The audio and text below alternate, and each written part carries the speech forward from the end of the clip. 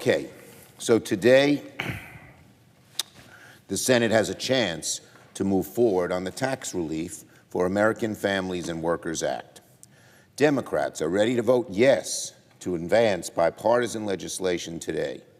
The question is, will Senate Republicans join us to give Americans a tax break, or will they stand in the way? The tax bill passed the House with an overwhelming vote of 357 to 70. It won majorities of both parties. It was led by the House by the Republican chair of Ways and Means, Congressman Smith, hardly a liberal. So we know this is good and broadly bipartisan bill. For people who say that this is not bipartisan, go look at the House. Everyone in Congress is on board, except Senate Republicans. Unfortunately, it seems like Senate Republicans plan to vote no today. Even House Republicans managed to unite long enough to pass this bill. With great respect to Senate Republicans, it's never a good sign to be more obstructionist than Republicans in the House. Senate Republicans love to talk about how they are the party of family and business. So it's very odd to see them come out so aggressively against expanding the child tax credit and rewarding businesses with the R&D tax credit. But that seems to be what they're doing.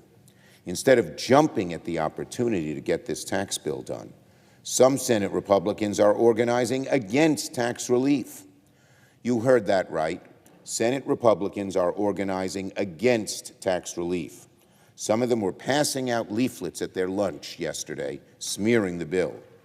Here's one of the nonsensical arguments Senate Republicans made against this tax bill. You don't dare pass it, they said, because God forbid it actually helps American families, and then Democrats will get some credit. Can you believe that? Does that sound like a pro-family party? I don't think so. Instead of focusing on the election, Republicans maybe should focus more on the fact that this bill actually helped families. If the bill becomes law, 500,000 kids would come out of poverty. 16 million kids from low-income households would see benefits increase. Business owners that invest in R&D and buy new equipment would see more money coming back to them, leading to more jobs, good-paying jobs. And the housing crisis in America would ease, one of our biggest crises, housing costs, by expanding the low-income housing tax credit, something I deeply cared about and urged be put in the bill. I'm glad it's there. And of course, communities devastated by natural disasters, we've seen so many of them across the country in the last few weeks, they'd get greater relief.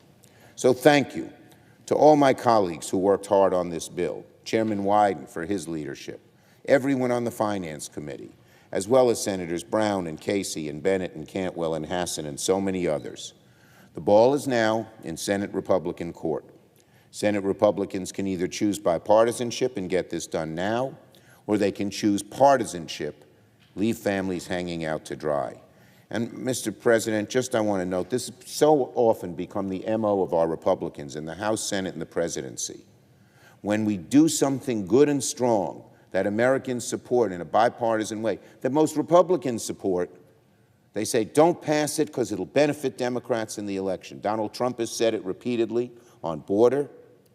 We've seen it recently on crypto. We've seen it on so many other issues. That is not the way to help the American people. That is not the way to govern.